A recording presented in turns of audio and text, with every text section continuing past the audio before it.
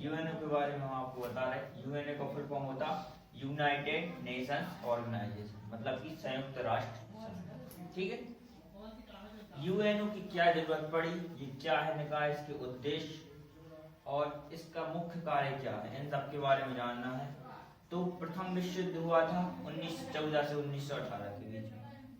ठीक है। प्रथम विश्व युद्ध होने के कारण बहुत वाद विवाद होने लगे, आपस में झगड़े होने लगे। इन झगड़ों को निपटाने के लिए संयुक्त राष्ट्र संघ द्वारा एक निकाय की स्थापना की गई, जिसे कहा गया संयुक्त राष्ट्र संघ। ओनली राष्ट्र संघ, अभी ये नहीं बना है। अभी 10 जनवरी 1920 को एक राष्ट्र संघ की स्थापना हुई। क्यों? प्रथम विश्व युद्ध के झगड़े विवादों को निपटाने के लिए। लेकिन राष्ट्र संघ की स्थापना होने के बावजूद भी द्वितीय विश्व युद्ध हुआ। द्वितीय विश्व युद्ध हुआ ना, दो यानी कि 1939 से 1945 के बीच में राष्ट्र संघ की स्थापना हो गई, लीग ऑफ नेशन कहते इसको। ठीक है। इसकी स्थापना होने के बावजूद भी पुनः 1939 से 1945 में द्वितीय विश्व युद्ध हुआ, जिस कारण वाद विवादों को सुलझाने के लिए 24 अक्टूबर 1945 को यूएनओ की स्थापना की गई थी। यूएनओ हर तरह से सभी देशों को एक समान बनाए रखता है। यूएनओ जब 26 जून 1945 मतलब कि द्वितीय विश्व युद्ध चल ही रहा था, लास्ट चल रहा था, उस समय सैन फ्रांसिस्को में इसकी बैठक हुई थी और 50 देशों ने हस्ताक्षर किए थे उस टाइम। तो उसके बाद और देशों ने किए, लेकिन जब संस्थापक देश में 50 देशों ने किए थे। 30 अक्टूबर 1945 को भारत शामिल हो गया था, ठीक है, यूएनओ में। और इसकी स्थापना बहुत मुख्य है, आईएमपी की है।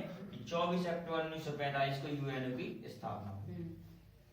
इसका हेडक्वार्टर कहाँ है? न्यूयॉर्क के मैनहट्टन द्वीप, ईस्ट नदी के किनारे। इसको याद रखना, न्यूयॉर्क है, उसका मैनहट्टन द्वीप है, द्वीप होते ना, वहां से एक नदी निकली, ईस्ट नदी, ईस्ट नदी के किनारे है।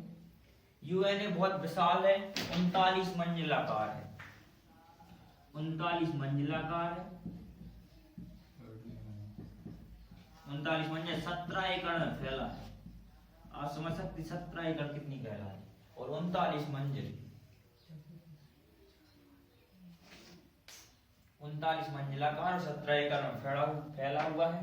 इसका काम है विश्व में शांति की स्थापना करना, मतलब उसका ज्यादा से ज्यादा प्रयास रहता है दो देशों के बीच युद्ध ना हो पाए। ऐसी पाबंदी लगा दी जाती है जिससे युद्ध की संभावना ही नहीं बन पाए, और अगर बन रही है तो इसको संयुक्त राष्ट्र संघ के पास ले जाओ, वो उसको सॉल्व कर देगा।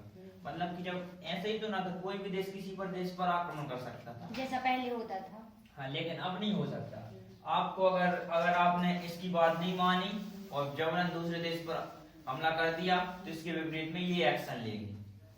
यूएनओ पूरे देश का संचालन करता है शांति व्यवस्था में, तो इसके साथ कोई वो नहीं कर सकता, मतलब कि आप ये समझो कि आप इसका विरोध कर सकते हो। यहाँ स्थायी और अस्थायी सदस्य होते हैं। स्थायी सदस्यों को वीटो पावर दी जाती है, जबकि अस्थायी सदस्य को नहीं करेंगे। सभी देशों ने कर दिए, लगभग 197 देश ने साइन कर दिए हैं, जितने हैं। इसके बनने के बावजूद फिर मतलब भारत पाकिस्तान चीन का युद्ध क्यों हुआ फिर? कौन? चीन का युद्ध, मतलब भारत पाकिस्तान युद्ध तो अब देखो, जैसे अब समस्या बढ़ रही थी, उस साइड से आक्रमण हो रहे थे, इस साइड से आक्रमण हो रहे थे, तो उसके बाद युद्ध होने के बाद जो समझौते हुए कि ऐसा नहीं करो ऐसा करो, ये सब इसी की तो देन है, यूएनओ की। लेकिन कुछ देश ऐसे होते हैं कि वो नहीं मानते, बार बार अपनी जमीन पर वो कहते हैं कि वो कश्मीर हमारा है, इसी पर आक्रमण नहीं हो रहा है। तो अब ये यूएनओ में चला गया था, जब से ये स्टे हो गए वहां पर, ना भारत को ना वो उसको पाकिस्तान को स्टे लगा। लेकिन ये समझ लो कि ये विश्व की प्रमुख संस्था है जो युद्ध को रोकने का प्रयास करती है कि ज्यादा से ज्यादा हो कि युद्ध ना हो पाए, और अगर हो रहे हैं तो उनके बीच पे संबंध बनाए, क्योंकि संबंध एक बार बिगड़ जाता है युद्ध का, आपके संबंध में खटास आ गई, ठीक है, तो उसको फिर ज्यों को त्यों लाने के लिए ये प्रयास करती है यूएनओ की स्थापना बहुत इंपोर्टेंट है। जितनी ये चीजें लिखी ये सब इंपोर्टेंट हुआ, ठीक है। इसका जो ध्वज है, राष्ट्र ध्वज, संयुक्त राष्ट्र का ध्वज, वो ऐसा बना है, मतलब दो ऐसी बालें निकली हैं, जैतून की बालें हैं ये।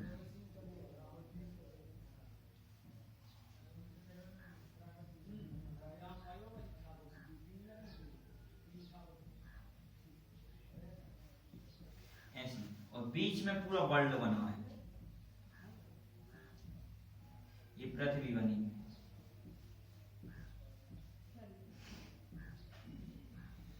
लगभग ऐसा बना है इसका, ठीक है। जैतून की बालें मतलब जैसे किसी की बालें होती ऐसे जैतून होते, तो जैतून की बालें शांति को संदेश देती हैं कि मतलब जैसे अपना सफेद रंग है अपने ध्वज में रहता ना, ऐसे इनके ध्वज में जो जैतून की बाल है वो शांति का प्रतीक है। और जो ये विश्व है, विश्व यह क्षेत्र को दर्शाता है। संयुक्त राष्ट्र संघ को इस पूरे वर्ल्ड में शांति व्यवस्था बनाए रखनी है, ये है इसका ध्वज का शांति है। और ये क्षेत्र है, इस क्षेत्र में, अब क्षेत्र क्या है, पूरा वर्ल्ड है, यानी पूरे विश्व में शांति व्यवस्था बनाए रखने का काम इसका है यूएनओ का। और किसी के साथ होना तो यूएनओ इसकी हेल्प करती है, ठीक है।